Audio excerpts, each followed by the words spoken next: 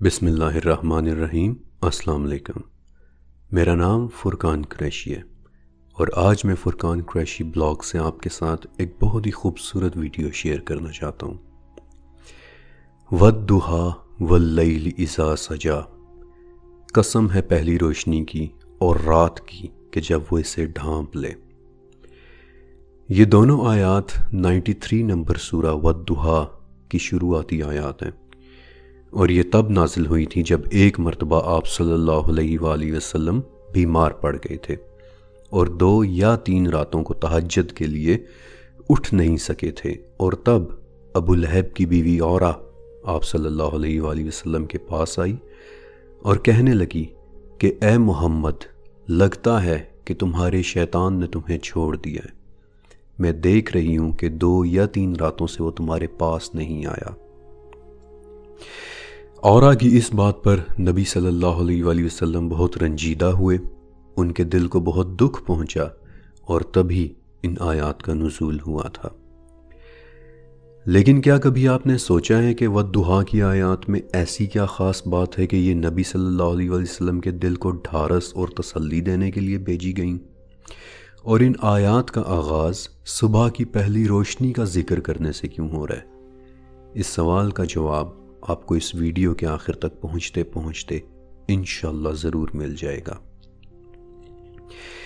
ضحیٰ کیا ہوتی ہے؟ یہ سورج سے زمین تک پہنچی پہلی روشنی کو کہتے ہیں، اور اردو کا کوئی بھی لفظ، چاہے وہ شعاع ہو یا کرن، یا پھر انگلش کا کوئی لفظ ہو یعنی لائٹ، وہ عربی کے اس لفظ ضحیٰ کا متبادل نہیں ہو سکتا۔ اس لیے اس پوری ویڈیو کے اندر میں ضحیٰ ہی کا لفظ استعمال کروں گا۔ ضحیٰ کی پیدائش سورج کے اندر انفیکٹ 1,70,000 سال پہلے ہی ہو چکی ہوتی ہے۔ ابھی بھی اگر آپ گھر سے باہر جائیں اور سورج کی کرنوں کو دیکھیں تو یہ ابھی کی نہیں بلکہ 1.5 لاکھ سال پرانی روشنی ہے جو ایک طویل زمانے تک سورج کے اندر ہی قید تھی، اور ضحیٰ کے ذرات جنہیں ہم فوٹونز کہتے ہیں، ایک دفعہ وہ سورج کی سطح سے نکل جائیں تو پھر ان کا زمین کی طرف سفر شروع ہو جاتا ہے۔ ویسے تو ضحیٰ کو ہماری زمین تک پہنچتے پہنچتے مزید 8.3 منٹس لگ جاتے ہیں، لیکن ان کی چمک زمین تک ان کے پہنچنے سے پہلے ہی نظر آنا شروع ہو جاتی ہے، افق میں ایک بہت خوبصورت روشنی کے دائرے کی شکل میں، جسے زوڈیکل لائٹ کہتے ہیں، اور یہی وہ وقت ہے کہ جسے ہم اپنی اردو میں صبح کاذب کہتے ہیں۔ سورج سے لے کر زمین کے درمیان تک جتنے بھی شہابیے ٹوٹ کر گزر چکے، ان کی چھوڑی ہوئی گرد میں سے گزرتے ہوئے ضحیٰ کا پہلا عکس ہماری زمین پر روشنی کے اس دائرے کی شکل میں پڑنا شروع ہوتا ہے۔ پھر اس کے بعد جب ضحیٰ ہماری زمین سے تھوڑی ہی دور رہ جاتی ہے تو وہ وقت ہماری زمین پر ڈان کہلاتا ہے، صبح صادق۔ اس وقت ضحیٰ زمین پر ایک بہت گہرا نیلا رنگ بنا رہی ہوتی ہے، اور جو لوگ آرٹ سے محبت رکھتے ہیں وہ جانتے ہوں گے کہ 16ویں صدی کے رینیسانس کے دور میں ضحیٰ کے اس وقت کو کس قدر پینٹ کیا جاتا رہا ہے۔ انفیکٹ فرینچ مصوروں نے تو اس کے لیے باقاعدہ ایک نام رکھا ہوا تھا، لوائر بلوئے، یعنی دا بلو آور، نیلا گھنٹا۔ اس وقت زیادہ تر چھوٹے ستارے تو چھپ چکے ہوتے ہیں، لیکن چند بڑے ستارے اور کچھ سیارے مثلاً جوپیٹر اور وینس ابھی تک نظر آ رہے ہوتے ہیں۔ انفیکٹ آج سے 4,000 سال پہلے سمندری ملاح ضحیٰ کی اس نیلے عکس کو ہی اپنی کشتیاں چلانے کا صحیح وقت سمجھتے تھے، کیونکہ اس وقت زمین اور پانی میں فرق نظر آنا شروع ہو جاتا ہے۔ اس کے بعد جب ضحیٰ ہمارے افق سے تھوڑا ہی دور رہ جاتی ہے تو وہ وقت اس کے رنگوں کے ساتھ کھیلنے کا وقت ہوتا ہے۔ انگلش میں اسے ٹوائلائٹ کہتے ہیں، نہ اندھیرا ہوتا ہے نہ روشنی، اور اس وقت ضحیٰ آسمان میں چند بہت خوبصورت رنگ بھر دیتی ہے۔ مشرق کے افق یعنی جس طرف سے ضحیٰ ہماری زمین پر آ رہی ہو، وہاں تو ان 120 سیکنڈز کے اندر 7,000 تک رنگ بدل سکتے ہیں، اور یہی وہ خوبصورت وقت ہے کہ جس کی قسم اللہ تعالیٰ نے سورہ انشقاق میں بھی اٹھائی ہے کہ قسم ہے شفق کی سرخی کی کہ جب وہ چھا جائے۔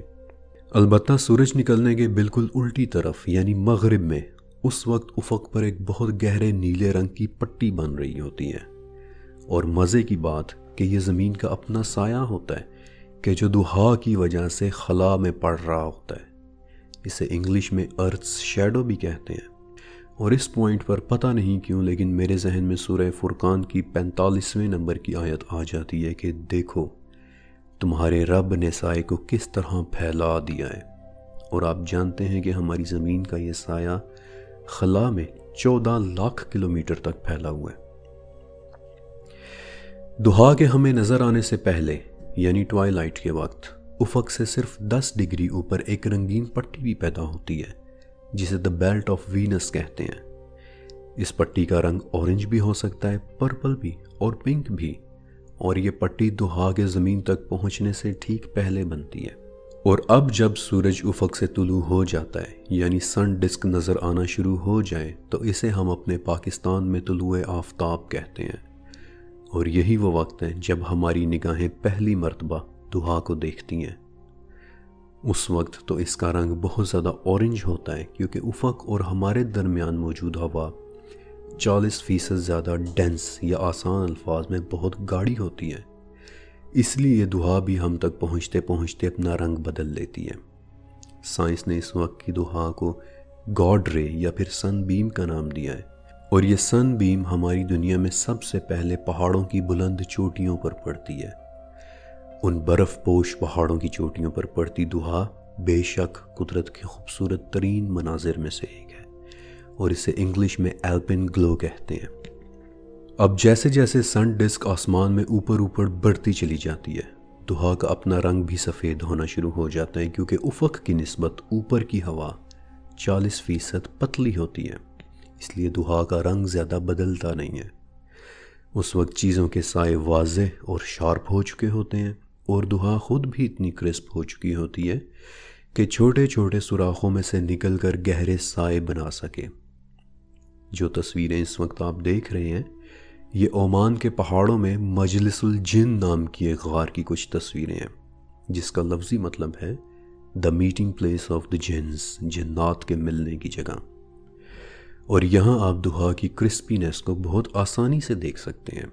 یہ ایک بہت بڑی غار ہے اور یہ دیکھتے ہی میرے ذہن میں سورہ نحل کی 81 نمبر آیت آتی ہے کہ یہ اللہ ہی ہے کہ جس نے اپنی تخلیق میں سائے بھی بنائے ہیں اور پہاڑوں کے غار بھی.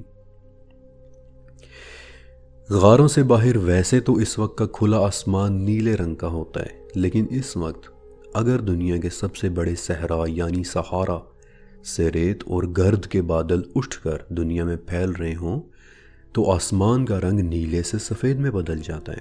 بلکہ عرب اور پاکستان میں اکثر یہ گرد پہنچتی رہتی ہے. لیکن کیا اس سے دہا کے کھیل پر کوئی فرق پڑتا ہے؟ ذرا دیکھتے جائیے. کبھی کبھی ہماری زمین کے اوپر ہوا میں آئس کرسٹلز معلق ہوتے ہیں یعنی برف کے چھوٹے چھوٹے ذرات جن کے لیے انگلش میں ایک بہت خوبصورت سا نام ہے دی ڈائمنڈ ڈسٹ. اگر دہا اپنے سفر کے دوران اس ڈائمنڈ ڈسٹ سے گزرے تو وہ بڑے خوبصورت طریقے سے ریفریکٹ ہوتی ہے اور فضا میں بڑے پیارے روشنی کے دائرے بناتی ہے جنہیں ہیلو یا اردو میں ہالا کہتے ہیں. اور ان آئس کرسٹلز کی ذرا سی شیپ بدلنے کی دیر ہے کہ فوراً دہا بھی اپنا افیکٹ ایک دم سے بدل لیتی ہے.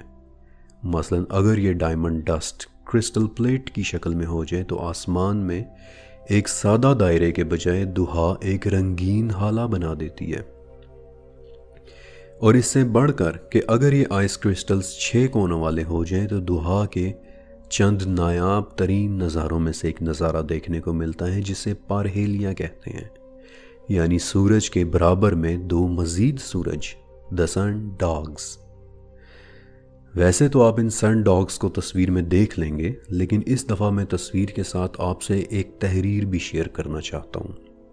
یہ تحریر پہلی صلیبی جنگ میں شامل ہونے والے ایک عیسائی پادری فلچر آف چارٹریس نے اپنے جرنلز ہسٹوریا ہائروسولیمیٹانا میں لکھی تھی.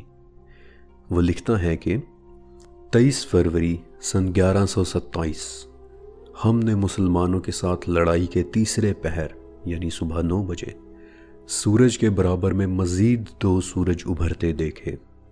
ان کے گرد بہت سے رنگ بھی بنے ہوئے تھے. یہ نظارہ اتنا خوبصورت تھا کہ مسلمانوں اور عیسائیوں دونوں نے تھوڑی دیر کے لیے لڑائی ہی روک دی تھی. दुहा का ये खेल सिर्फ आइस क्रिस्टल्स तक ही महदूद नहीं है। उस वक्त अगर हवा में बादल मौजूद हों तो उन बादलों के अंदर क्या है, इस पर डिपेंड करते हुए जब दुहा इनमें से गुजरती है तो एक बहुत ही खूबसूरत वाक़या पेश आता है जिसे क्लाउड इरिडेसेंस कहते हैं। ये इतना खूबसूरत मंजर होता है कि इसका नाम यूनानियों ने अपनी देवी आयरिस के नाम पे आयरिसेशन रखा था। अब चूँकि बादल बुखारात से बने होते हैं इसलिए दुहा इनके अंदर फैलना शुरू हो जाती है और रंगों का एक खेल शुरू हो जाता है जिसमें तमाम के तमाम रंगों के स्पेक्ट्रम का 95% तक हिस्सा नज़र आ सकता है। आप इस बात का मतलब जानते हैं? इसका मतलब होता है कि रंगों के 1 लाख मुख्तलिफ शेड्स। और सूरह बकरा की आयत 164 फ़ौरन जहन में आती है कि बादलों में तो सोचने समझने वालों के लिए बहुत सी निशानी है। और अब दुहा का वो करतब जिससे तकरीबन हम सभी वाकिफ़ हैं, बारिश के बाद बनने वाले रंगों की एक गोल पट्टी यानी कौसे कज़ाह।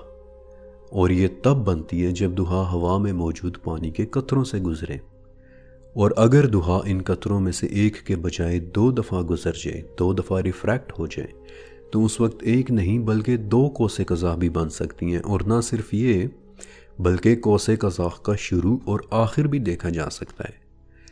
स्क्रीन पे नज़र आने वाली तस्वीर में आप कौसे कज़ाह को दरख्तों के अंदर गिरते हुए देख सकते हैं। आयरलैंड में कौसे कज़ाह के गिरने के इस मुकाम के मुतल्लिक बड़ी दिलचस्प कहानियाँ भी मशहूर हैं। मसलन जहाँ कौसे कज़ाह गिरे वहाँ एक ख़जाना दफन होता है। किसी ज़माने में अपनी स्टडी के दौरान मुझे एक बहुत अजीब ख़त पढ़ने का इत्तफ़ाक हुआ था जिसे सन 1571 में एक इटालियन पेंटर सेलिनी ने अपने एक दोस्त को लिखा था कि आज मेरा साया सफ़ेद हो गया। उस वक्त मुझे सेलिनी की बात समझ नहीं आई थी, लेकिन आज हम इस फिनोमेना को सेलिनीज़ हेलो के नाम से जानते हैं। ये तब होता है कि जब दुहा हवा में मौजूद शबनम के कतरों से इस तरह गुजरे कि ज़मीन पर पड़ने वाले साए के गिर्द एक सफ़ेद दायरा सा बन जाता है, जो वाक़तन बड़े अजीब मनाजिर में से एक है। और ये दायरा आपके साए के साथ साथ चलता रहता है, और इसीलिए इस सफ़ेद रोशनी के हवाले से भी बहुत सी दिलचस्प लोक कहानियाँ मौजूद हैं।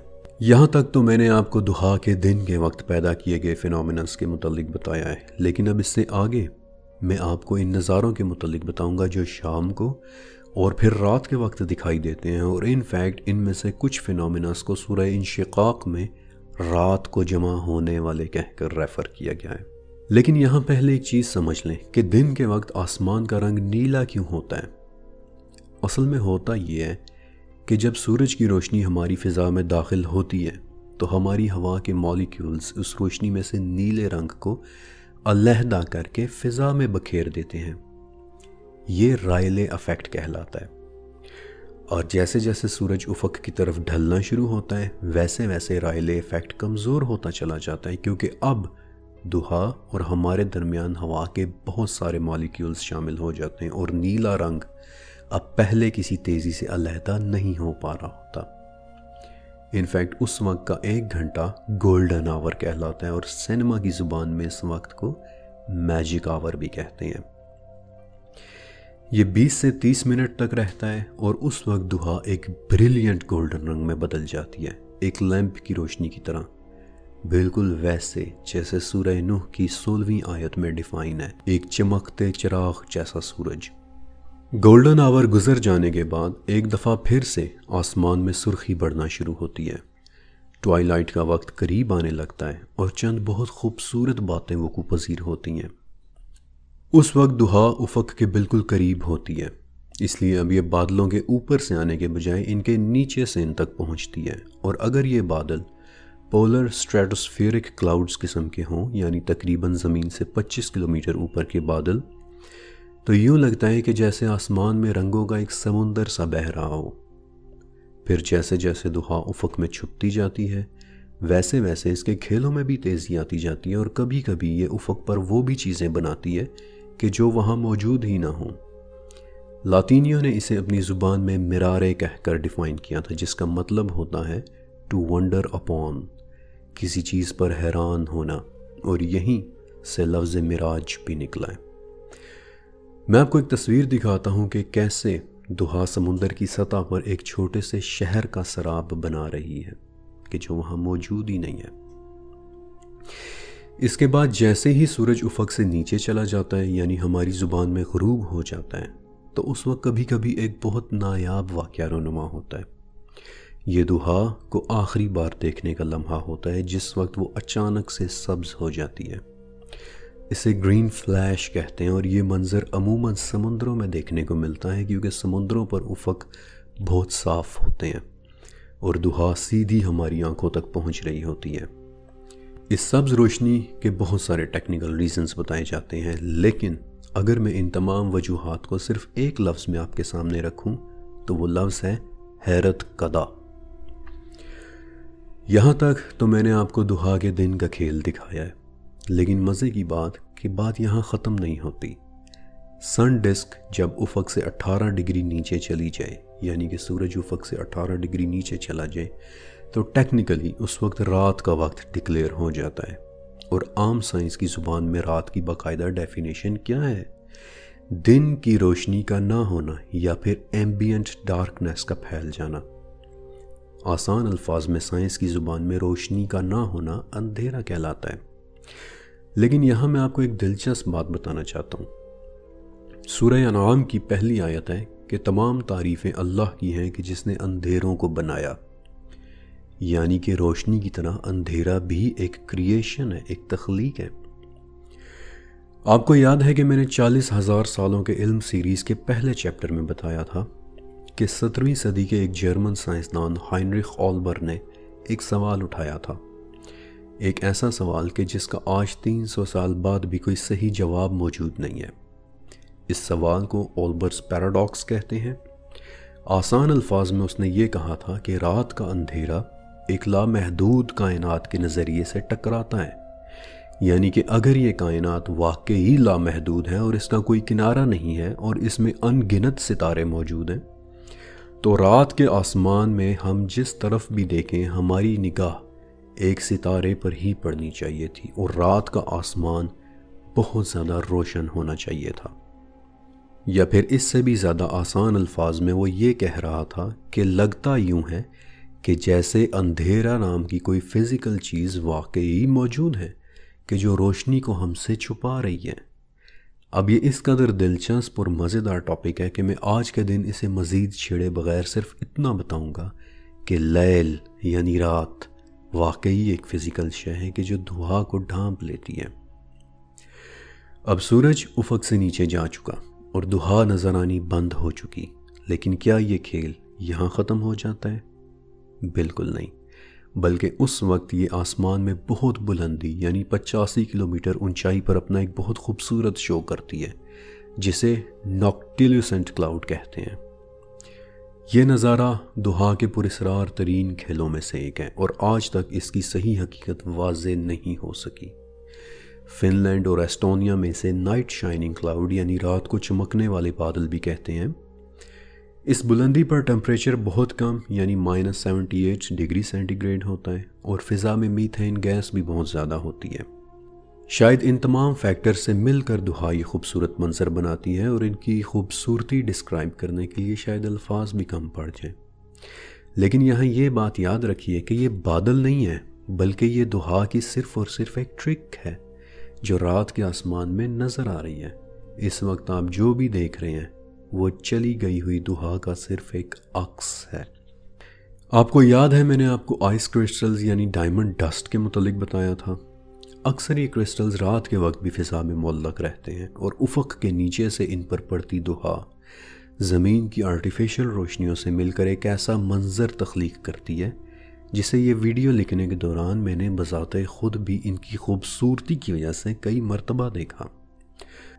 رات کے وقت زمین سے لے کر آسمان تک بنے روشنی کے یہ ستون جنہیں سولر پلرز یا لائٹ پلرز کہتے ہیں، اور یہ منظر عموماً ایک برفیلی رات میں نظر آتا ہے۔ دہا اور زمین کی روشنیوں سے مل کر بنے ہوئے ستون، اور بالآخر میرے پسندیدہ اور دنیا کے خوبصورت ترین قدرتی لائٹ شوز میں سے ایک یعنی ناردرن لائٹس، جب سورج سے نکلی دہا کے چارجڈ پارٹیکلز زمین کے پولز کے قریب آسمانوں میں گہرے سبز رنگ کی روشنیاں بکھیر دیتے ہیں۔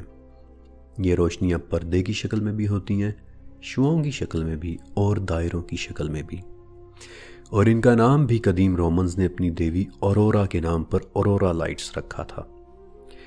اس بلندی پر ہوا کی رفتار کم سے کم 300 کلومیٹر فی گھنٹہ ہوتی ہے، اس لیے اتنی تیز ہوا کی وجہ سے روشنیوں کے یہ پردے آسمان میں موومنٹ کرتے بھی نظر آتے ہیں، اور بالآخر دہا ہماری زمین پر ایک بہت بہت خوبصورت لائٹ شو دکھاتے ہوئے ختم ہو جاتی ہے۔ اللہ کی دہا کے 24 گھنٹے کا روٹیشن پورا ہوتا ہے، اور سورہ رعد کی دوسری آیت ذہن میں آتی ہے کہ سورج اور چاند اسی کے کنٹرول میں ہے، وہی تو ہر کام کو ڈیزائن کر رہا ہے، بلکہ وہ تو اپنی نشانیاں بھی صاف صاف دکھا رہا ہے۔ آپ کو یاد ہے میں نے شروع میں والضحیٰ والی آیات کے نازل ہونے کا بیک گراؤنڈ آپ کو بتایا تھا کہ یہ تب نازل ہوئی تھی جب نبی کریم صلی اللہ علیہ وسلم کو اورا نے تانا دیا تھا کہ اے محمد، لگتا ہے کہ تمہیں چھوڑ دیا گیا ہے، اور آپ کا دل اس بات پر بہت غمگین ہوا تھا۔ اب ذرا اس تمام ویڈیو اور جو تصویریں میں نے آپ کو دکھائی ہیں انہیں ایک دفعہ پھر سے ذہن میں لائیے۔ دہا، سورج سے نکلی پہلی روشنی جو ہماری زمین میں قدرت کے خوبصورت ترین نظارے پیدا کرتی ہے۔ اللہ تعالیٰ ان کا ذکر کیوں فرما رہا ہے؟ جیسے کوئی گرینڈ ماسٹر، کوئی بہت بڑا مصور ایک اداس انسان کو اپنی خوبصورت ترین پینٹنگز دکھا کر اس کے دل کو خوش کر رہا ہو، اسے تسلی دے رہا ہو، اسے ڈھارس دے رہا ہو، کیونکہ خوبصورتی انسان کے دماغ میں ہارڈ وائرڈ ہے۔ خوبصورتی کو دیکھنا ہمارے دماغ کے ریوارڈ سینٹر کو ایکٹیویٹ کرتا ہے، یہ ہمیں خوشی کا احساس دلاتی ہے، اور اللہ پاک اپنے بندے کو اپنی دہا سے بنائی خوبصورت ترین نشانیاں دکھا کر اس سے اگلی آیت میں کیا کہتا ہے؟ نہ ہی تیرے رب نے تجھے چھوڑا ہے اور نہ ہی وہ تجھے بھولا ہے۔ اس ویڈیو کے لکھنے کی وجہ ایک ذاتی اداسی بنی تھی، اور میں قرآن پاک میں اسی اداسی کا حل ڈھونڈ رہا تھا، اور تبھی والضحیٰ میرے سامنے آئی۔ اور سچ کہوں تو یہ سب لکھنے اور دہا سے پیدا ہوئے یہ تمام مناظر دیکھنے کے بعد میں بھول بھی چکا تھا کہ مجھے کوئی اداسی بھی تھی، بلکہ میں تو دہا کو ڈھونڈتا ڈھونڈتا کہاں سے کہاں پہنچ گیا۔ لیکن یہ سب یہیں ختم نہیں ہوتا، آپ نے اس سے بھی آگے کی آیات پڑھی، میں ان کا آپ کو مفہوم بتاؤں۔ جو آنے والا ہے وہ گزر چکے سے بہتر ہوگا، اور تمہارا رب تمہیں وہ دے گا جس سے تم خوش ہو جاؤ گے۔ کیا اس نے تمہیں یتیم پا کر رہنے کی جگہ نہیں دی؟ کیا اس نے تمہیں بھٹکا ہوا پا کر راستہ نہیں دیا؟ کیا اس نے تمہیں ضرورت مند پا کر تمہیں غنی نہیں کر دیا؟ ان الفاظ کو اپنے دل پر محسوس کریں کہ کیسے اللہ اپنے بندے کو اپنی دہا سے بنائے اتنے خوبصورت مناظر دکھا کر اسے خوش کر رہا ہے، اسے بتا رہا ہے کہ اس دہا کی قسم جس سے میں اتنے خوبصورت رنگ بکھیرتا ہوں، تمہارا دل سکون محسوس کرے گا، اور تسلی رکھو کہ میں تمہیں کبھی ایسے اکیلا نہیں چھوڑوں گا۔ اور میرا نہیں خیال کہ ایک دل رکھنے والا انسان ان آیات کو ایک دفعہ سمجھ کر پڑھنے کے بعد اپنی اداسیاں بھول کر اللہ سے محبت کیے بغیر رہ سکتا ہے۔